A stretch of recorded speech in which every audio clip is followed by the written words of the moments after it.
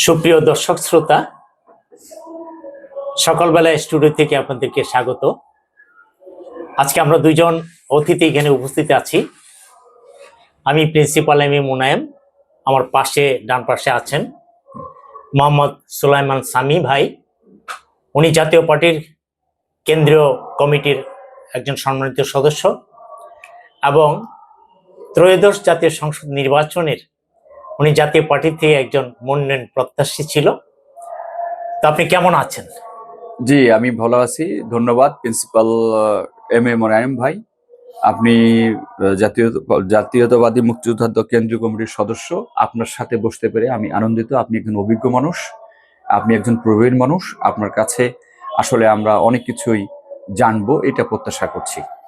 হ্যাঁ, আপনাকে ধন্যবাদ আমাকে সকালবেলা স্টুডিওতে আমন্ত্রণ জানার জন্য, কৃতজ্ঞতা জানাচ্ছি। আপনাকেও ধন্যবাদ। আমরা যদি আলোচনা করি যে ত্রয়োদশ জাতীয় সংসদ নির্বাচন, সেখানে আপনি একজন মনোনয়ন প্রত্যাশী ছিলেন, আমিও ছিলাম। তো আমাদের এখানে আমাদের অযোগ্যতা কি, দল যে আমাদেরকে মনোনয়ন দিল না, সেই ক্ষেত্রে আপনার যদি একটু বলতেন। আসলে আমি জাতীয় পার্টির কেন্দ্রীয় কমিটির সদস্য এবং আমি সাবেক ছাত্রনেতা, সাবেক যুবনেতা। আমি পল্লীবন্ধু এরশাদ মুক্তি আন্দোলন করেছি। জাতীয় পার্টির সকল মিছিল মিটিংয়ে আমি সক্রিয় ছিলাম। জেলা উপজেলার কার্যক্রমে আমি সক্রিয় ছিলাম এবং 2018 সালে পল্লীবন্ধু হুসেন মোহাম্মদ এরশাদ স্যার, প্রয়াত হুসেন মোহাম্মদ এরশাদ স্যার, তার আত্মার মাগফিরাত কামনা করছি, তিনি আমাকে নিজেই মনোনয়ন দিয়েছিলেন এবং আমি একটি কত সালে সেটা? 2018 সালে। 18 সালে এবং সেখানে আমি একটি উল্লেখযোগ্য ভোটও পেয়েছিলাম। আমি এবং আমি মনে করি যে আসলে মনোনয়ন একটি বোর্ড ছিল, সেই বোর্ডে আমরা সাক্ষাৎকার দিয়েছি। আমি মনে করি যে আসলে এটা কোথাও মিসিং হতে পারে। আমি মনোনয়ন পাওয়ার সকল যোগ্যতাই আমার মধ্যে ছিল। আপনাকে ধন্যবাদ। ধন্যবাদ আপনাকে। তো আসলে মনোনয়ন ক্ষেত্রে যদি একটু বলি যে এইবারই আপনার দীর্ঘ 15 বছর 7 মাস একটা সরকার ছিল। সেই সরকার 24-এর গণ আন্দোলনের মাধ্যমে তারা এই দেশ সরকারের পতন ঘটে। তো এখন যে সামনে যে নির্বাচনটা হতে যাচ্ছে 26শে ফেব্রুয়ারি মাসে, এখানে কিন্তু অনেক প্রার্থী, একটা আসনে অনেক প্রার্থী থাকে। যেমন বিএনপিতে আমার ব্রাহ্মণবাড়িয়া 1 নাসিরনগর আসনে আপনি দেখবেন সেখানে ইতিমধ্যে 13 জন প্রার্থী মনোনয়ন কিনেছে, সামনে আরেকটা দিন আছে। তো আমি বলবো যে আসলে 13 জনকে তো আর দল থেকে মনোনয়ন দেওয়া সম্ভব না, অনেক কিছু যাচাই বাছাই করে একজনকে দিয়েছে। তো আমি আশা পোষণ করি যে আমার দলের পক্ষ থেকে আমাদের ভারপ্রাপ্ত চেয়ারম্যান জনাব তারেক রহমান যে নির্দেশনা দিয়েছে যে আমরা তো সকলকে নির্বাচনে প্রার্থী করতে পারবো না, একজনকে একটা আসনে করতে পারবো। সেই ক্ষেত্রে 300 আসনের মধ্যে 300 জন কি প্রার্থী করবে, এর বাইরে করা সম্ভব না। সেই ক্ষেত্রে আমরা সকলে মিলে ধানের শীষের পক্ষে আমরা আমাদের যে প্রার্থী দিয়েছে সেটা যোগ্যতা অযোগ্যতা বিচার করব না, এটা ধানের শীষের প্রতীকের প্রার্থী, সেই প্রার্থীর পক্ষে আমরা কাজ করব। এইভাবে আমরা একটা সিদ্ধান্ত নিয়েছি। তো আপনার কাছে যদি জানতে চাই যে জাতীয় পার্টি হুসাইন মোহাম্মদ এরশাদ ক্ষমতায় ছিলেন আপনারা, তো এই জাতীয় পার্টি কিন্তু এরশাদ সাহেব একেবারে কৃষক শ্রমিকের মাঝে মিশে গিয়েছিল। তো এই জাতীয় পার্টি এতগুলি ভাঙ্গন হওয়ার পিছনে কি কি কারণ বলে আপনি মনে করেন? ধন্যবাদ আপনাকে, খুবই একটি গুরুত্বপূর্ণ প্রশ্ন করেছেন। দেখুন, জাতীয় পার্টির সৃষ্টি হয়েছিল 1986 সালে। উদ্দেশ্য ছিল যে ন্যায় বিচার ভিত্তিক শাসন ব্যবস্থা, কর্মসংস্থান সৃষ্টি এবং ক্ষমতার দোরগোড়ায় বিকেন্দ্রীকরণ এবং কৃষক শ্রমিকের যে মূল্যায়ন সেটা করা। পল্লীবন্ধু হোসেন মোহাম্মদ এরশাদ স্যার ক্ষমতায় এসে তিনি অনেকগুলো কাজ করেছেন। যেমন তিনি রাষ্ট্রধর্ম ইসলাম করেছেন, তিনি মসজিদ মন্দিরের বিল মওকুফ করে দিয়েছেন, তিনি কৃষকদের জন্য 5,000 10,000 টাকার ঋণ মওকুফ করে দিয়েছেন, তিনি কৃষকদের জন্য বিনামূল্যে সার বীজ বিতরণ করেছেন, তিনি যমুনা সেতু করেছেন, তিনি গুস্তগ্রাম করেছেন, পথকুলি ট্রাস করেছেন, এরকম হাজারো উন্নয়ন সংস্কার তিনি করেছেন। এখন যদি আমি বলতে চাই যে শুরুতেই আমাদের দলের ভাঙ্গন প্রথম ভাঙ্গন শুরু করে হলো আনোয়ার হোসেন মঞ্জু সাহেবের মাধ্যমে। তিনি আমার দলের মন্ত্রী ছিলেন, কিন্তু তিনি হঠাৎ করে চলে গিয়ে আরেকটি দল গঠন করলেন। তারপরে এইভাবে প্রায় 6টি ভাঙ্গন আমাদের দলে হয়েছে, কিন্তু তারপরেও জাতীয় পার্টি টিকে আছে। জাতীয় পার্টি জনগণের পাশে আছে। জাতীয় পার্টিতে প্রত্যেকবার জাতীয় পার্টি একটি নির্বাচনমুখী দল। প্রত্যেকটি নির্বাচনে আমাদের সংসদ সদস্য ছিল এবং আমাদের সংসদ সদস্যরা সংসদে গিয়ে দেশ ও জনগণের পক্ষে কথা বলেছে।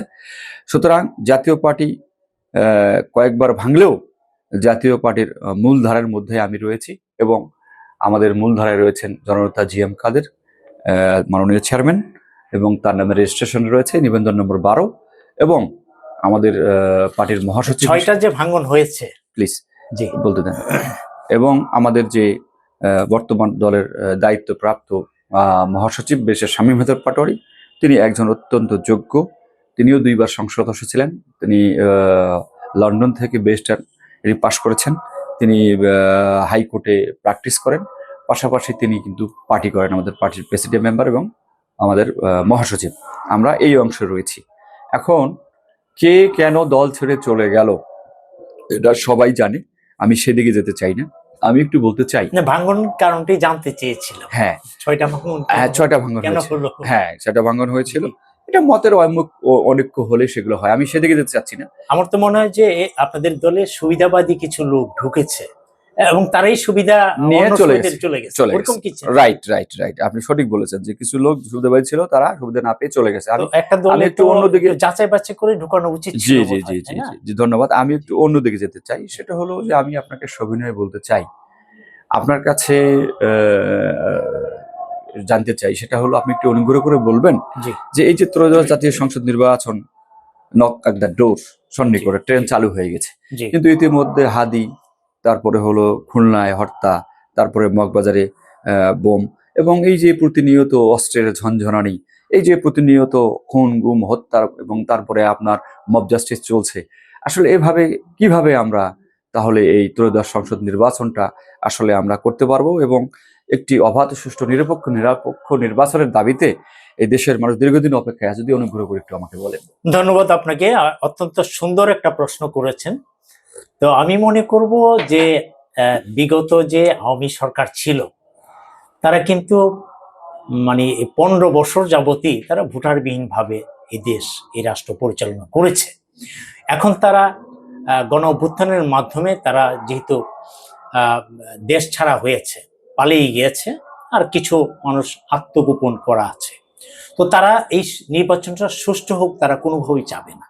তারা চাবে যে, তারা তো ছাত্রলীগ নিষিদ্ধ করা হয়েছে এবং আওয়ামী লীগও আপনার নির্বাচন করতে পারবে না, কার্যক্রম স্থগিত রয়েছে। রাইট। সেই ক্ষেত্রে তো তারা, যেহেতু তারা কোনো সুবিধাই পাচ্ছে না, নির্বাচনই করতে পারবে না, সেই ক্ষেত্রে তো তারা চাবে না যে নির্বাচনটা সুষ্ঠু, অবাধ, সুন্দর। তারা বিভিন্নভাবে, ইতিমধ্যে হাদিকে হত্যার জন্য আপনি শুনেছেন যে আপনার কেরানীগঞ্জ উপজেলার চেয়ারম্যান ছিল একজন শাহিন আহমেদ। আমি তাকে ব্যক্তিগতভাবে চিনি, আমি ওখানকার একটা কলেজের প্রিন্সিপাল ছিলাম। তো সেই ক্ষেত্রে এই শাহিন আহমেদ টাকার লেনদেন কিংবা এটার নির্দেশদাতা হিসাবে এসছে, সে কিন্তু এখন দেশ ছাড়া কোথায় আছে আমি জানি না। তো এইসব লোকগুলি তো হাজার হাজার কোটি টাকার মালিক হয়েছে তখনকার সময়। তখন কেউ নিয়ম নীতি তোয়াক্কা করতো না, তারা জুড়ে যা ইচ্ছা তাই করতো। তো সেই ক্ষেত্রে এই শাহিন আহমেদদের মতো অজস্র আওয়ামী লীগের নেতাকর্মী আছে, তাদের প্রচুর টাকা, তারা এই সার্বজনীন নির্বাচনটা যাতে প্রশ্নবিদ্ধ হয়, যাতে সুষ্ঠু অবাধ না হতে পারে, সেই জন্য তারা পদক্ষেপ নিচ্ছে এবং নিবে। তাহলে সরকারের ভূমিকা কি? সরকার চেষ্টা করছে। আসলে সরকার তো ইচ্ছা করলে সবকিছু দমন একদিনে করতে পারে না। হ্যাঁ, আওয়ামী লীগ একটা বৃহৎ দল ছিল, হ্যাঁ, সেই দলের নেতাকর্মী তো রয়ে গিয়েছে এবং তারা এখন কিছু আওয়ামী লীগ নেতাকর্মী আর কিছু অভাবী মানুষ, যাদেরকে 5,000 10,000 টাকা দিলেই তারা একটা বোম মারে, একটা মব সৃষ্টি করছে। এগুলো তো প্রতিনিয়ত মানে করার চেষ্টা করছে। সরকার কতটুকু এটি নিয়ন্ত্রণ করতে পারবে, এটা যদি নিয়ন্ত্রণ না করতে পারে, তাহলে একটা সুষ্ঠু অবাধ নির্বাচন করাটা সরকারের পক্ষে খুবই কঠিন হবে। সেই ক্ষেত্রে রাজনৈতিক দলগুলি সহযোগিতা করতে হবে, যেমন আপনাদের জাতীয় পার্টি। জাতীয় পার্টি যদি ইচ্ছা করে যে না, আমরা আওয়ামী লীগের সাথে ছিলাম, আওয়ামীদের সাথে আমরা নির্বাচন করেছি, সরকারে ছিলাম, সেক্ষেত্রে আওয়ামী লীগকে সহায়তা করবো, তাহলে তো সুষ্ঠু অবাধ নির্বাচন আমরা প্রত্যাশা করতে পারি না। আপনার কি মনে হয় যে আমরা রাজনৈতিক দল যারা আছে সকলেই যদি এই অন্তর্বর্তীকালীন সরকারকে সহযোগিতা করে, তাইলে একটা সুষ্ঠু নির্বাচন করা সম্ভব? জি, আমি উত্তর দিচ্ছি। জি, আপনাকে ধন্যবাদ। আপনি জাতীয় পার্টির কথা বলেছেন। আমি বলতে চাই যে জাতীয় পার্টি একটি নির্বাচনমুখী দল। জাতীয় পার্টি খুন গুম হত্যার রাজনীতি করে নাই। জাতীয় পার্টি টাকা পাচার করেননি। জাতীয় পার্টি একটি নির্বাচনমুখী দল। জাতীয় পার্টি কিন্তু ইনু সাহেবদের মতো নৌকা মার্কা নিয়ে নির্বাচনে যায়নি। জাতীয় পার্টি অবশ্যই সরকারকে সহযোগিতা করবে, তবে সরকারকে এগিয়ে আসতে হবে। সরকার ঐক্যমত কথা বলে অনেক সময় নষ্ট করেছে, বরং ঐক্যমত করে কিন্তু সব দলকে এক কাতারে আনতে পারেনি। বাংলাদেশের নিবন্ধিত রাজনৈতিক দলের সংখ্যা প্রায় 100টি, কিন্তু মাত্র গুটি কয়েক দলকে নিয়ে কিন্তু তারা এই ঐক্যমত কমিশনের মিটিং দিয়েছে, সবাইকে কিন্তু ডাকেনি। যদি নির্বাচন কমিশন দ্বারা জাতীয় পার্টিকেও ডাকে নাই নির্বাচন, এবং আমাদেরকে বঞ্চিত করেছে আমি মনে করি যে ঐক্যমত কমিশন না সৃষ্টি করে আপনাদের উপর দোষবোধ চাপিয়েছে যে আপনারা আওয়ামী লীগের সাথে ছিলেন। জি সেটাই জি, তারা বলেছে আমরা আওয়ামী লীগের দোষর, কিন্তু আমি বলতে চাই জাতীয় পার্টি আওয়ামী লীগের দোষর না, জাতীয় পার্টি হলো জনগণের দোষর। জাতীয় পার্টি নির্বাচনমুখী দল। জাতীয় পার্টি খুন গুম হত্যার রাজনীতি করে নাই এবং টাকা পাচার করে নাই। এবং আপনি বলেছেন জাতীয় পার্টি অবশ্যই সহায়তা করবে। তার আগে ঐক্যমত কমিশন যে গঠন হয়েছিল, ঐক্যমত কমিশন কিন্তু সবাইকে ডাকতে পারত। প্রথম দিন বিএনপিকে ডাকতে পারতো, দ্বিতীয় দিন জাতীয় পার্টিকে, তৃতীয় দিন জামাতকে, এভাবে সমস্ত দলকে যদি ডাকতো আর সমস্ত দল যদি মতামত দিত, তাহলে কিন্তু একটা ভোটের পরিবেশ অনেক আগেই সৃষ্টি হতো। কিন্তু এটা খুবই একটা থমথমে অবস্থা ছিল। কিন্তু এইটা আল্লাহর রহমান মেঘ কেটে গেছে। কি হবে? জনাব তারেক রহমান যখন বাংলাদেশে ঢুকেছে, তখন সকল জল্পনা কল্পনা, সকল ষড়যন্ত্র কিন্তু দূর হয়ে গেছে এবং সারা বাংলাদেশে কিন্তু একটা ভাব উঠেছে। এবং উনি দেখেন, আপনি 300 ফিটে যে উনি সম্বর্ধনা পেয়েছেন, সেখানে কিন্তু তিনি আওয়ামী লীগের বিরুদ্ধে একটি কথা উচ্চারণ করেননি। এবং জনাব তারেক রহমান জনাব তারেক রহমান তিনি আগামী দিনের প্রধানমন্ত্রী, তিনি সাবেক প্রধানমন্ত্রী বেগম খালেদা জিয়ার সন্তান, তিনি প্রেসিডেন্ট জিয়াউর রহমানের সন্তান। তিনি একটি কথা বলেন এবং তিনি দেশবাসীর উপর সম্মান রেখে কথা বলেছেন। গতকালকে তিনি হাদির কবর জিয়ারত করতে গেছেন, সেখানে আমি দেখেছি তিনি হাত জোড়ে অনুরোধ করছেন ছেলেদেরকে, ছাত্রদেরকে এবং জনগণকে যে আমি এই দিক দিয়ে যাব, আমরা ওখানে হাদির কবর জিয়ারত করবো। সঙ্গে সঙ্গে তারা সরে গেল। এই যে তার বাচনভঙ্গি, এই যে তার রাজনৈতিক দূরদর্শিতা, এখান থেকে আমাদেরকে শিক্ষা নিতে হবে। এবং আমি মনে করি শুধু তাই না, উনি যখন গাড়িতে উঠে, বাসে উঠে, তখন কিন্তু ড্রাইভারকে কৌশল দিয়ে জিজ্ঞেস করে হ্যান্ডশেক করে, তাই না? এটা তার একটা এক্সট্রা কারিকুলার অ্যাক্টিভিটিস বলতে পারি এবং একটা বিশেষ গুণ বলতে পারি। এবং গতকাল তার পরিবারের জনাব তারেক রহমান, ওনার স্ত্রী সহধর্মিণী জনাবা জুবাইদা রহমান এবং তার কনিষ্ঠ, তার একমাত্র মেয়ে ব্যারিস্টার জাইমা রহমান, তিনিও ভোটার হয়েছেন এবং তারা ভোটার হওয়ার পরে উচ্ছ্বাস আনন্দিত এবং স্বাভাবিক, কারণ তারা দীর্ঘদিন নির্বাসনে ছিলেন। এই নির্বাসন থেকে তারা ভিডিও কলে, অডিও কলে দেশবাসীকে ঐক্যবদ্ধ করেছেন। এখানে আমাদের শিক্ষা রয়েছে। দেখেন, মাত্র 2টি মানুষ, বেগম খালেদা জিয়া হাসপাতালে রয়েছেন। আমি এই স্টুডিওর মাধ্যমে আল্লাহর কাছে দোয়া করি তিনি যেন পরিপূর্ণ সুস্থ হয়ে ওঠেন, কারণ তিনি একজন মহিষী নারী। ওনার মতো কিন্তু আপোষের নেত্রী হিসেবে তিনি পরিচিত। তার মতো মহিষী নারী আমরা রাজনীতিতে পাবো না। পাশাপাশি এই যে তার জনাব তারেক রহমান, জুবাইদা রহমান, তারা কিন্তু জনাব তারেক রহমান তিনি কিন্তু দীর্ঘদিন বিএনপির চাঁদাবাজ বন্ধে কথা বলেছেন। তিনি বলেছেন এভাবে হবে না, একটি কঠিন ভোট হবে, আপনারা গ্রামে গ্রামে যান, ঘরে ঘরে যান। এই যে তার যে নির্দেশনা এবং অডিও কলের মধ্যে, ভিডিও কলের মাধ্যমে যে নির্দেশনা, এটির মাধ্যমে তিনি কিন্তু একটি দৃষ্টান্ত স্থাপন করেছেন। তার নেতাকর্মীরা কিন্তু অনেকেই উজ্জীবিত হয়েছে এবং তারা কিন্তু এটাকে মেনে নিয়ে তারা কিন্তু কাজ করেছে। এবং আমি মনে করি এখন ভোট হলে তারা হয়তো 160-70 এবং প্রায় 180টি সিট কিন্তু তারা পেতে পারেন, কারণ এখন সবাই বাংলাদেশে একটা আওয়াজ উঠেছে, সেটা হলো যে জনাব তারেক রহমানই একমাত্র রাষ্ট্রনায়ক হতে পারে, তিনি একমাত্র প্রধানমন্ত্রী হতে পারেন, কারণ তার আচার আচরণ, ব্যবহার, তার কার্যক্রম দেখে দেশবাসী মুগ্ধ হয়েছে। তাই আমি এই স্টুডিওর মাধ্যমে বলবো, সরকারকে অনুরোধ করতে চাই, সবিনয় অনুরোধ করতে চাই, অস্ত্র ঝঞ্ঝনানি বন্ধ করতে হবে, অস্ত্র উদ্ধার করতে হবে, মব জাস্টিস বন্ধ করতে হবে, সকল দলকে সমান প্রচারের সুযোগ দিতে হবে, লেভেল প্লেইং ফিল্ড তৈরি করতে হবে। তাহলেই একটি অবাধ, সুষ্ঠু এবং গ্রহণযোগ্য ক্রেডিবল ইলেকশন হতে পারে এই বাংলাদেশে বলে আমি মনে করি। আপনাকে অনেক ধন্যবাদ। আরেকটা যদি একটু জানতে চাই, সেটা হলো যে আপনি বলেছেন যে তারা যে প্রধানমন্ত্রী হবে, হ্যাঁ, মানে আপনার এটা আপনি আম, আন্দাজ করতে পারছেন, এবং 180টা সিটের কথা বলেছেন। এককভাবে ওনারা বিএনপি 180টা সিট পাবে। সেই ক্ষেত্রে আপনার দলের অবস্থান কিংবা জামাতের অবস্থান, এনসিপির অবস্থান, অন্যান্য দলের অবস্থানগুলি কোথায় যেতে পারে, যদি মানে তারা বিরোধী দলে কে থ্যাংক যেতে ইউ পারে? থ্যাংক ইউ আপনি জানেন যে জাতীয় পার্টি 1986 সালের পরে প্রত্যেকটি নির্বাচনে তারা কিন্তু ছিল। মনে হয় একটি নির্বাচন তারা 12 ফেব্রুয়ারি একটি ভোট নির্বাচন তারা প্রত্যাখ্যান করেছেন। আমি মনে করি বিএনপি যদি সরকার গঠন করে তাহলে অবশ্যই অবশ্যই বাংলাদেশের সেকেন্ড পার্টি, এখন আওয়ামী লীগ যেহেতু নাই, এখন 1 নম্বর হলো বিএনপি, দ্বিতীয়ত হলো আপনার জাতীয় পার্টি। কারণ জাতীয় পার্টি বিরোধী দলের ভূমিকা পালন করেছে, তাদের সংসদ সদস্য রয়েছে, তারা বিভিন্ন সময় ওয়াক আউট করেছে, জনগণের কথা বলেছে, অনেক কিছু তারা করেছে, এবং তারা 9 বছর দেশ চালিয়েছে। তো 10 বছর যদি ধরি আমরা, 9 বছর যদি ধরি, আর এদিকে 30 বছর, প্রায় 40 বছর, কিন্তু 30 বছরের বেশি তারা এই দলটি কিন্তু বিরোধী দলের ভূমিকা পালন করেছে। এবং সংসদে কিন্তু তারা এই দ্রব্যমূল্য নিয়ন্ত্রণ, টাকা পাচার এবং বিভিন্ন ইস্যুতে ওয়াক আউটও করেছে, আপনি দেখেছেন বিগত সরকারের আমলে। তো জাতীয় পার্টি এখানে বিরোধী দল হওয়ার সম্ভাবনা অনেক বেশি। আর জামাতের বিরুদ্ধে তো একটি জামাতের বিরুদ্ধে অভিযোগ রয়েছে, তারা 47-এ, তারা 1971 সালে আসলে আমাদের দেশের পক্ষে ছিলেন না, তারা কিন্তু পাকিস্তান জিন্দাবাদ, এবং তারা এই বাংলাদেশ চায়নি, এবং 71 সালের ভূমিকায় মানুষ জানে, ফলে মানুষ হয়তো তাদেরকে সেভাবে গ্রহণ নাও করতে পারে। তো তারা থার্ড পার্টি হতে পারে। বিএনপি সরকার গঠন করলে জাতীয় পার্টি বিরোধী দল, এবং থার্ড পার্টি হতে পারে, সেটা হলো জামাতে ইসলাম। আর এনসিপি যেহেতু জামাতের সঙ্গে জোট করছে, এই ছাত্রদের 24-এর যে গণ অভ্যুত্থান, এটাকে আমি 30 জন কিন্তু পদত্যাগ করেছে। আমি ছাত্রদের গণ এনসিপির আমি ছাত্রদের গণ অভ্যুত্থানকে শ্রদ্ধা জানাই।